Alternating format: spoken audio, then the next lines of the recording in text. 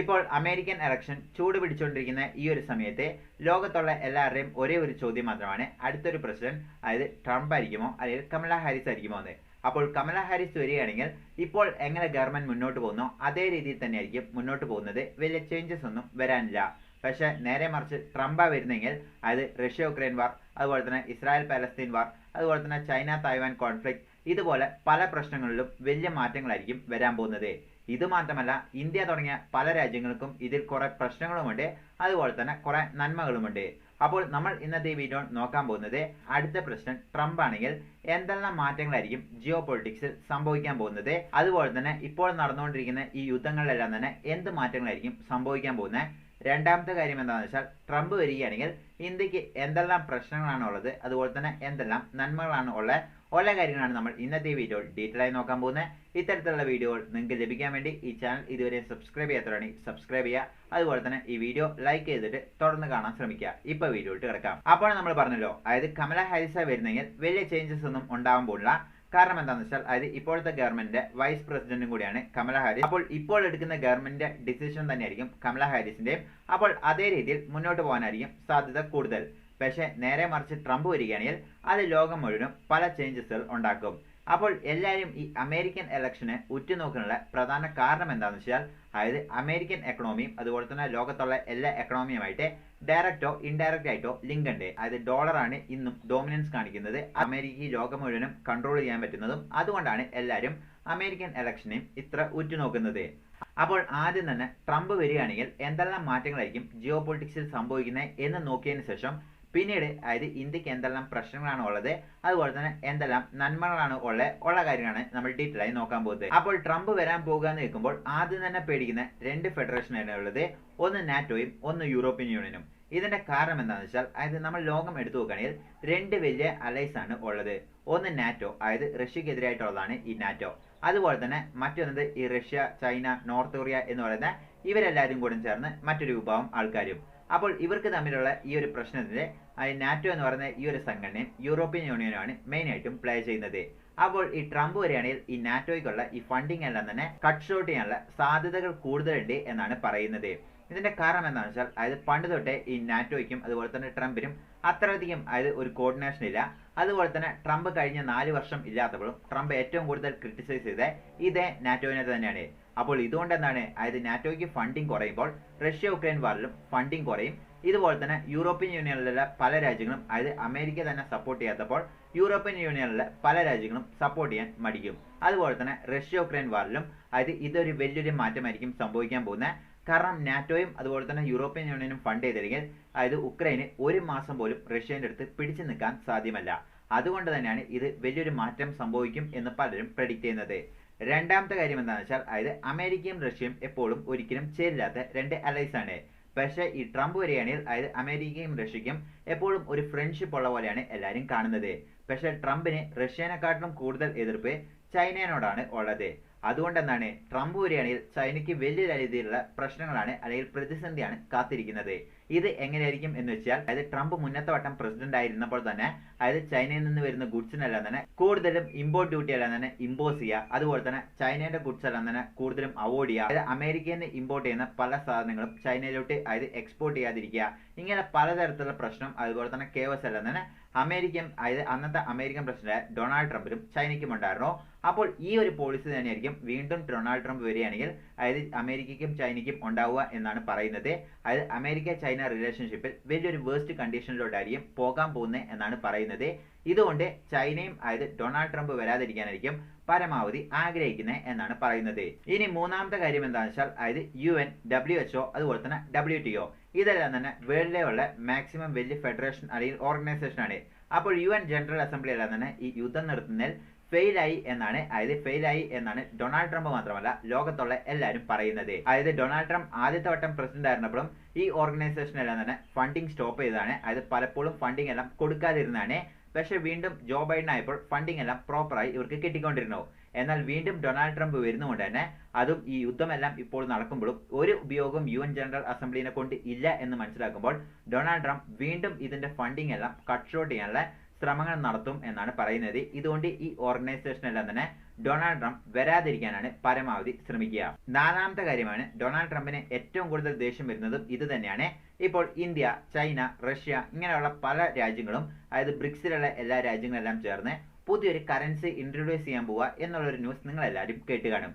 ഇതിന്റെ പ്രധാന ലക്ഷ്യം എന്താണെന്ന് വെച്ചാൽ, അതായത് ഇപ്പോൾ സൗദി അറേബ്യയും കൂടെ റീസെന്റ് ആയിട്ട് അവരുടെ പെട്രോൾ ഡോളർ എഗ്രിമെന്റിൽ നിന്ന് തന്നെ പുറത്തു വന്നു.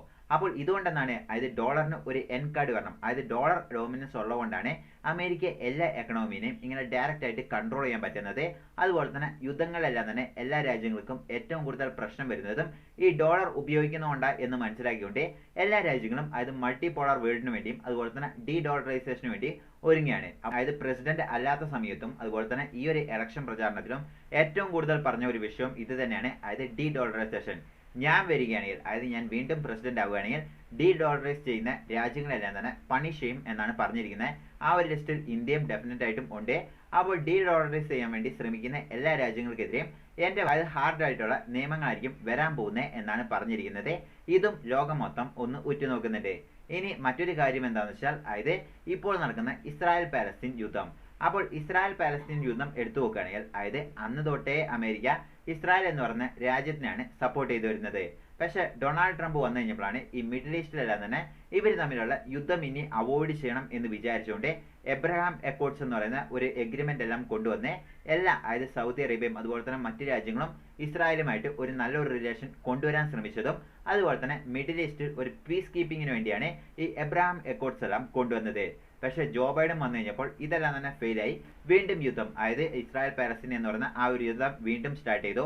അപ്പോൾ അത് മാത്രമല്ല, റീസെന്റ് ആയിട്ടുള്ള റാലിയിൽ, അതായത് മുൻ അമേരിക്കൻ പ്രസിഡന്റ് ട്രംപ് പറഞ്ഞിരിക്കുന്ന കാര്യം എന്താണെന്ന് വെച്ചാൽ, അതായത് ഞാൻ പ്രസിഡന്റ് ആവുന്നതിന് മുമ്പ് ഹോസ്റ്റേജസിന് മൊത്തം, അതായത് പാലസ്തീനിലെ ഹമാസ് എന്ന് പറയുന്ന ആ ഒരു സംഘടന റിലീസ് ചെയ്തില്ലെങ്കിൽ ഞാൻ പ്രസിഡന്റ് ആവുകയാണെങ്കിൽ നിങ്ങൾ വലിയൊരു പ്രശ്നമായിരിക്കും നേരിടാൻ പോകുന്നത്. അതായത് you have to pay a big price എന്നാണ് ഇപ്പോൾ ഡൊണാൾഡ് ട്രംപിന് സൂചന കൊടുത്തിരിക്കുന്നത്. ഇതുകൊണ്ട് എന്താണെന്ന് വെച്ചാൽ, അതായത് ഇസ്രായേൽ പാലസ്തീൻ യുദ്ധത്തിൽ ഡെഫിനറ്റ് ആയിട്ടും ട്രംപ് ഇസ്രായേലിനെ തന്നെയാണ് സപ്പോർട്ട് ചെയ്യാൻ പോകുന്നത്. ഇതിന് മറ്റൊരു കാരണം കൂടിയുണ്ട്, അതായത് ട്രംപിന്റെ മരുമോൻ വരെ ഒരു ജൂയിഷ് കമ്മ്യൂണിറ്റിയിലുള്ള ആളാണ്. അപ്പോൾ എന്തുകൊണ്ടാണെങ്കിലും ഡയറക്റ്റ് ആയിട്ടും ട്രംപ് ഇസ്രായേലിനെ തന്നെയാണ് സപ്പോർട്ട് ചെയ്യാൻ പോകുന്നത്. അപ്പോൾ ആ ഒരു കാര്യത്തിലും വലിയ മാറ്റങ്ങളൊന്നും സംഭവിക്കാൻ പോകുന്നില്ല. ഇനി ഇന്ത്യക്ക് എന്തൊക്കെ പ്രശ്നങ്ങളാണ് നേരിടാൻ പോകുന്നത്, അതുപോലെ തന്നെ എന്തെല്ലാം നന്മകളാണ് വരാൻ പോകുന്നത് എന്ന് നമുക്ക് നോക്കാം. കാര്യം ഇന്ത്യക്കും അതുപോലെ തന്നെ അമേരിക്കയ്ക്കും ഇപ്പോൾ ഒരു നല്ലൊരു റിലേഷൻ ഉണ്ടെങ്കിലും അതുപോലെ തന്നെ ട്രംപുമായിട്ടും നമുക്കൊരു നല്ലൊരു റിലേഷൻ ഉണ്ടെങ്കിലും ട്രംപ് ഏറ്റവും കൂടുതൽ പറയുന്നത് എന്താണെന്ന് വെച്ചാൽ, അതായത് ട്രേഡാണ്. ഇന്ത്യ കൂടുതൽ സാധനം അതായത് അമേരിക്കയിൽ നിന്ന് ഇമ്പോർട്ട് ചെയ്യുമ്പോൾ കൂടുതലായിട്ടും ടാക്സ് ഇമ്പോസ് ചെയ്യാണ്. ഇതുകൊണ്ട് എന്താണെന്ന് വെച്ചാൽ, അതായത് അമേരിക്കയിൽ നിന്ന് കൂടുതൽ സാധനങ്ങളെല്ലാം തന്നെ കൂടുതൽ കമ്പനികൾക്ക് ഇങ്ങോട്ട് ഇമ്പോർട്ട് ചെയ്യാൻ പറ്റുന്നില്ല എന്ന് പറയുന്ന ഒരു വിമർശനം ഉണ്ട്. അപ്പോൾ ഇതുകൊണ്ടെന്താണ് ട്രംപ് എപ്പോഴും പറയുന്നത് എന്താണെന്ന് വെച്ചാൽ, അതായത് ഞാൻ വീണ്ടും പ്രസിഡന്റ് ആവണമെങ്കിൽ റെസിപ്രോക്കൽ ചെയ്യുന്നത്, അതായത് ഇന്ത്യ എങ്ങനെ ടാക്സ് ഇമ്പോസ് ചെയ്യുന്നോ അതേപോലെ തന്നെ ഇന്ത്യയിൽ നിന്ന് ഇമ്പോർട്ട് ചെയ്യുന്ന സാധനങ്ങൾക്കും ഞാനും ടാക്സ് കൂട്ടും എന്നാണ് പറഞ്ഞിരിക്കുന്നത്. ഇതുകൊണ്ട് എന്താണ്, അതായത് നമ്മളും ടാക്സ് കൂട്ടുന്നു അവരും ടാക്സ് കൂട്ടുന്നു. ഇതുകൊണ്ട് നമുക്കാണ് ഏറ്റവും വലിയ പ്രശ്നം നേരിടാൻ പോകുന്നത്. അതായത് നമ്മുടെ ടാക്സ് കൂട്ടുകയാണെങ്കിൽ നമ്മുടെ സാധനത്തിന്റെ എക്സ്പോർട്ട് കുറയും. ഇതുകൊണ്ട് വലിയൊരു പ്രശ്നം കാത്തിരിക്കുന്നുണ്ട്. ഇത് ഒന്നാമത്തെ പ്രശ്നമായി എല്ലാവരും കാണുന്നു. രണ്ടാമത്തെ പ്രശ്നം എന്താണെന്ന് വെച്ചാൽ, അതായത് എക്കണോമിക് ചേഞ്ചസ്. അതായത് ട്രംപ് വരുമ്പോൾ, അതായത് ഇപ്പോഴുള്ള അമേരിക്കൻ എക്കണോമി കംപ്ലീറ്റ് ആയിട്ട് മാറ്റും. അതുപോലെ തന്നെ അതിൽ നിന്നുള്ള അതായത് പോളിസീസ് എല്ലാം മാറ്റും. ഇതുകൊണ്ട് ഇന്ത്യ മാത്രമല്ല ലോകത്തുള്ള പല രാജ്യങ്ങൾക്കും ഈ എക്കണോമിയിൽ വലിയൊരു പ്രശ്നം നേരിടും. അപ്പോൾ അതിനനുസരിച്ച് നമ്മുടെ എക്കണോമി മാറ്റേണ്ട ഒരു സാഹചര്യം വരും. അപ്പോൾ ഈ ഒരു പ്രശ്നവും എല്ലാവരും കാണുന്നു. മൂന്നാമത്തെ എന്താണെന്ന് വെച്ചാൽ, നമ്മൾ നേരത്തെ പറഞ്ഞ പോലെ തന്നെ ഡി ഡോളറൈസേഷൻ. നമ്മൾ ബ്രിക്സിലെല്ലാം ജോയിൻ ചെയ്ത്, അതായത് ബ്രിക്സ് നമ്മളാണ് ഫൗണ്ടിങ് മെമ്പറിൽ നമ്മളും ഒരാളാണ്. അപ്പോൾ ബ്രിക്സിന്റെ എല്ലാം ഏറ്റവും കൂടുതൽ ആവശ്യം ഡി ഡോളറൈസേഷൻ ആണ്. അപ്പോൾ ഡി ഡോളറൈസേഷൻ നമ്മൾ ഇന്ത്യയും ഏറ്റവും കൂടുതൽ ഒരു സ്റ്റെപ്പ് വെക്കുന്നുണ്ട്. അതായത് അമേരിക്കൻ പ്രസിഡന്റ് കാൻഡിഡേറ്റായ ട്രംപിന് ഈ ഡി ഡോളറൈസേഷൻ ഒട്ടും തന്നെ താല്പര്യപ്പെടുന്നില്ല. അതായത് അമേരിക്ക ഫസ്റ്റ് എന്നാണ് അദ്ദേഹം എപ്പോഴും പറയുന്നത്. അപ്പോൾ അമേരിക്കൻ എക്കണോമി തകരുന്ന വിധത്തിൽ ഈ ഡി ഡോളറൈസേഷൻ ആക്കുകയാണെങ്കിൽ അത് അമേരിക്കയ്ക്ക് വലിയ പ്രതിസന്ധിയാണെന്ന് മനസ്സിലാക്കിക്കൊണ്ട് ഈ ഒരു രീതിയിലും, അതായത് ഇന്ത്യ ഇങ്ങനെ ഒരു സ്റ്റെപ്പ് മുന്നോട്ട് വെക്കുകയാണെങ്കിൽ അതിനും ഇന്ത്യക്കെതിരെ അതായത് വല്ല സാങ്ഷൻസോ അല്ലെങ്കിൽ മറ്റെന്തെങ്കിലും കാര്യത്തിൽ ഇമ്പോസ് ചെയ്യാനും സാധ്യതകളുണ്ട് എന്നാണ് പറയുന്നത്. ഇനി എന്തെല്ലാം നന്മകളാണ് ഉള്ളത് എന്ന് നമുക്ക് നോക്കാം. ഇപ്പോൾ അതായത് കഴിഞ്ഞ 4 വർഷം നമ്മൾ എടുത്തു നോക്കുകയാണെങ്കിൽ, അതായത് ചൈനയ്ക്ക് അതായത് വലിയ ലൈസൻസ് ഒന്നും കൊടുത്തില്ലെങ്കിലും അമേരിക്ക ചൈനയ്ക്ക് അത്ര അധികം അതായത് സ്ട്രിക്റ്റ് റൂൾസ് ഒന്നും തന്നെ ഇല്ലായിരുന്നോ. അപ്പോൾ ഇതുകൊണ്ട് എന്താണ്, ചൈനയ്ക്ക് അവരുടെ റൂൾസ് തന്നെ പെട്ടെന്ന് എടുക്കാൻ സാധിക്കുമായിരുന്നോ.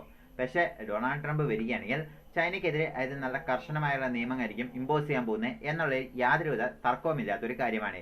ഇതുകൊണ്ട് എന്താണ്, അതായത് ചൈനയുടെ ഡോമിനൻസ് അതായത് ഇന്ത്യൻ ഓഷ്യനിലും അതുപോലെ തന്നെ മറ്റു കാര്യത്തിലെല്ലാം തന്നെ കൺട്രോൾ ചെയ്യാൻ പറ്റും. ഇതുകൊണ്ട് അതായത് ചൈനയ്ക്കും ഇന്ത്യക്കും ഒരു പ്രശ്നം വരികയാണെങ്കിൽ ഡെഫിനറ്റ് ആയിട്ടും അതായത് റഷ്യ എന്തായാലും ചൈനയുടെ ഭാഗത്തും ഇന്ത്യയുടെ ഭാഗത്തും നിൽക്കില്ല. കാരണം അതായത് റഷ്യക്ക് രണ്ട് ആൾക്കാരും അതായത് ചൈനയും വേണം ഇന്ത്യയും വേണം. അപ്പോൾ എന്തുകൊണ്ടായിരിക്കും ഇപ്പോൾ റഷ്യ ഉക്രൈൻ വാറിൽ ഇന്ത്യ എങ്ങനെ നിൽക്കുന്നോ അതേ രീതിയിലായിരിക്കും റഷ്യ നിൽക്കാനുള്ള സാധ്യതകൾ കൂടുതൽ എന്നാണ് പറയുന്നത്. പക്ഷേ അമേരിക്ക ഇപ്പോൾ തൽക്കാലം എന്തായാലും ഇന്ത്യൻ്റെ കൂടെയേ നിൽക്കുകയുള്ളൂ. കാരണം അമേരിക്കയ്ക്ക് അതായത് ഇപ്പോൾ ചൈന വളർന്നു വരുന്നത് അമേരിക്കയ്ക്ക് ഒരു ഭീഷണിയാണ്. അടുത്ത സൂപ്പർ പവർ ആവുമോ എന്നുള്ളൊരു ഭീഷണി തന്നെയുണ്ട്. അപ്പോൾ ഇതുകൊണ്ടെന്നാണ് അതായത് ഇങ്ങനെ എന്തെങ്കിലും പ്രശ്നം വരികയാണെങ്കിൽ എന്തുകൊണ്ടും അതായത് ഇന്ത്യൻ്റെ കൂടെയോ അമേരിക്കയും അതുപോലെ തന്നെ ഡൊണാൾഡ് ട്രംപും നിൽക്കുകയുള്ളൂ എന്നുള്ളതാണ് ഇപ്പോൾ ഉള്ള കാര്യം. ഇനി അടുത്തൊരു കാര്യം എന്താണെന്ന് വെച്ചാൽ അതായത് ഇന്റേണൽ മാറ്റേഴ്സ്. ഇപ്പോൾ ജോ ബൈഡൻ വരികയാണെങ്കിൽ നമുക്ക് ഏറ്റവും കൂടുതൽ പ്രശ്നം എന്തായിരുന്നു വെച്ചാൽ കഴിഞ്ഞ 5 വർഷം നമ്മൾ എടുത്തു നോക്കാം. അതായത് ഡൊണാൾഡ് ട്രംപ് ഉണ്ടായിരുന്ന വർഷങ്ങളിലും അതുപോലെ തന്നെ കഴിഞ്ഞ 5 വർഷങ്ങളിലും അതായത് നമ്മുടെ ഇന്റേണൽ മാറ്റേഴ്സിൽ പോലും അമേരിക്ക ഡയറക്റ്റ് ആയിട്ട് ഇൻവോൾവ് ചെയ്യും. നമ്മളെ ക്രിറ്റിസൈസ് ചെയ്യുന്ന ഒരു ഡിസിഷൻ എപ്പോഴും അമേരിക്ക എടുക്കും.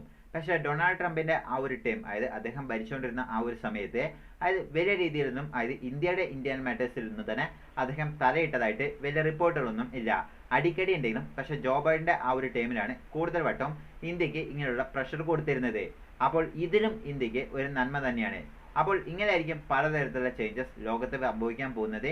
ഇതുകൂടാതെ അതായത് ലോകത്തുള്ള മറ്റ് പല കാര്യത്തിലും അതായത് മിഡിൽ ഈസ്റ്റിലെല്ലാം തന്നെ പീസ് കൊണ്ടുവരാനും അതുപോലെ തന്നെ കുറേ യുദ്ധങ്ങളെല്ലാം നിർത്താനും സാധ്യതകളുണ്ട് എന്നാണ് പറയുന്നത്. അപ്പോൾ ഇന്ത്യക്ക് ഡൊണാൾഡ് ട്രംപ് വരുന്നതായിരിക്കും ഇച്ചിരി കൂടെ ബെറ്റർ. പക്ഷേ ഇന്ത്യയുടെ അതായത് ഡീഡോളറൈസേഷൻ അങ്ങനെയുള്ള പ്ലാനെല്ലാം തന്നെ ഇന്ത്യ അവോയ്ഡ് ചെയ്യേണ്ടി വരും എന്നാണ് എല്ലാവരും പറയുന്നത്.